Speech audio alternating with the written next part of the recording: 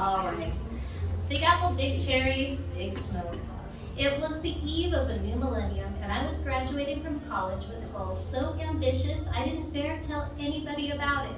I was going to be a poet, a positive kind of poet whose work would inspire the world. Just two things stood in my way. The first, an American classic, student debt.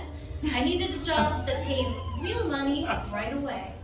Second, and perhaps more troubling, when I tried writing down the poetical masterpieces swirling in my head, only crap came out. I was no Khalil Gibran.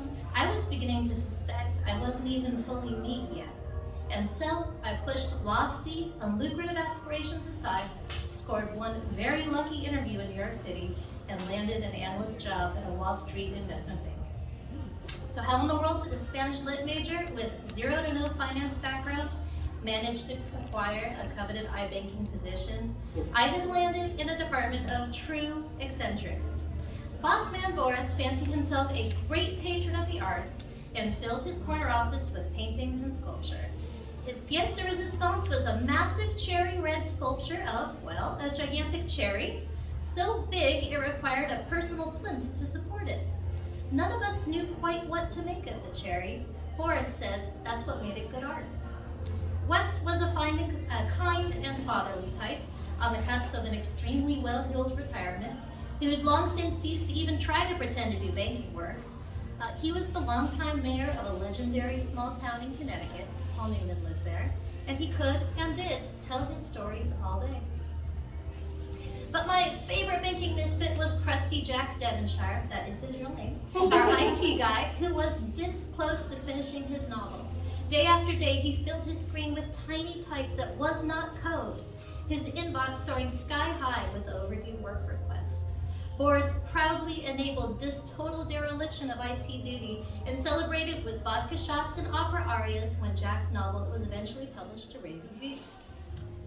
The 14-hour days ticked by, 14-hour days because someone had to do all the actual banking work, but with Boris busy fondling his cherry, and Wes reading both the Wall Street Journal and New York Times front to back daily. I made margin calls, wrote the world's least insightful credit analyses. It turns out plagiarism's kind of okay once you leave college. And played with my poems, dreaming of a day when someone would call me out of the confines of the teal upholstered cubicle. Hey Laffler, when are you coming to London to work for me? I expertly toggled out of my poetry spreadsheet, like I was fooling anyone, and swiveled around to face the handsomest man in the world, his blue eyes challenging, appraising, taking me in. Max Davies, 36 years old, former British Royal Air Force fighter pilot, current head honcho of London Credit, married twice. I'd met him a few times before and had enjoyed the experience. It was obvious that any woman would enjoy the experience. He was, technically speaking, hot as fuck. Even a heathen like me who bought her clothes at the Salvation Army store in Chelsea could see he cut an impeccable figure in his English tailoring.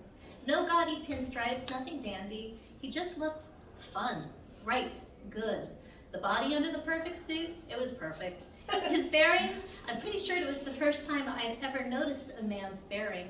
It was a curious, just short of cocky mix of RAF pilot and genuinely happy, alive, alert person. A rarity indeed in the teal-tinted corporate doldrums. He had a jawline you could eat your dinner off of. And those eyes, kind, wicked, interested, cool, his eyes were everything. His eyes were the eyes of a very good yoga teacher whose class you should really stop going to because you're just going to fall in love with him. And that's not the reason why you're there. Or is it? Flash forward, spoiler alert, but come on, you guess where this is going, right? A few years later, I was waiting for him outside a club in Soho in London, and I struck up a conversation with a really nice lesbian couple. I shared that I was waiting for my boyfriend, who happened to be a married man.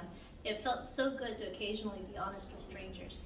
When he finally showed up, striding with that fresh military confident step, smiling love and naughtiness and relief deep into me, one of those ladies literally fell right out of her chair. I understood completely. If I'd been sitting in a chair, I would have fallen out too. I would like to point out that in the office that day and in the year that followed, it never occurred to me that I would actually sleep with Max. I knew he was an exciting man to be around, a whip-smart boss, that we had second to none chemistry when it came to water cooler banter. I also knew that his seemingly cavalier invitation to London was my dead serious ticket out of the Teal Cube, to Europe, to travel, to adventure, to really living. But it never occurred to me that things would go further, much further with him. He was married, and I really was that innocent. End of story, right?